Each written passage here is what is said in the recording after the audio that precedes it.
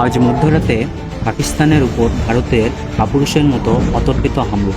যদিও পাকিস্তানি গণমাধ্যম এবং তাদের সরকার কর্তৃপক্ষ সম্পূর্ণরূপে এটিকে একটি জঙ্গি আস্তানার উপর হামলা বলে বলে থাকছেন, তবুও এটি তাদের সম্পূর্ণরূপে ভুল ধারণা এবং তারা তাদের দোষটাকে ধামাচাপা দেওয়ার জন্যই এইসব বিষয়কে গুজব হিসেবে রটাচ্ছেন।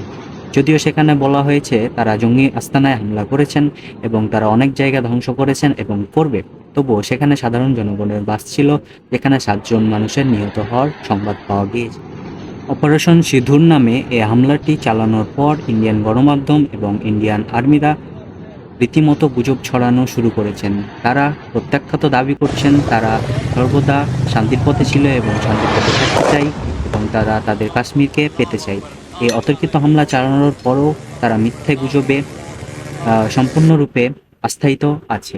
তারা সম্পূর্ণরূপে তাদের গণমাধ্যম এবং তাদের লোক প্রচারণা দ্বারা সম্পূর্ণরূপে তারা পাকিস্তানি আর্মি সম্পূর্ণ সচল না থাকায় তারা তাদের এই হামলাটিকে সম্পূর্ণরূপে প্রতিহত করতে পারেনি। তবে পাকিস্তানি আর্মি সক্রিয় হওয়ার পর তারা তাদের মিডিয়াতে এবং তারা তাদের প্রশাসনের সাথে কথা বললে তারা বলেছেন তারা সম্পূর্ণরূপে এই হামলার তীব্র প্রতিবাদ জানাবে এবং ভারতের সম্পূর্ণ মিথ্যা প্ররোচনা এবং যত গুজব আছে তার বিরুদ্ধে তারা তীব্র প্রতিবাদ গড়ে তুলবেন।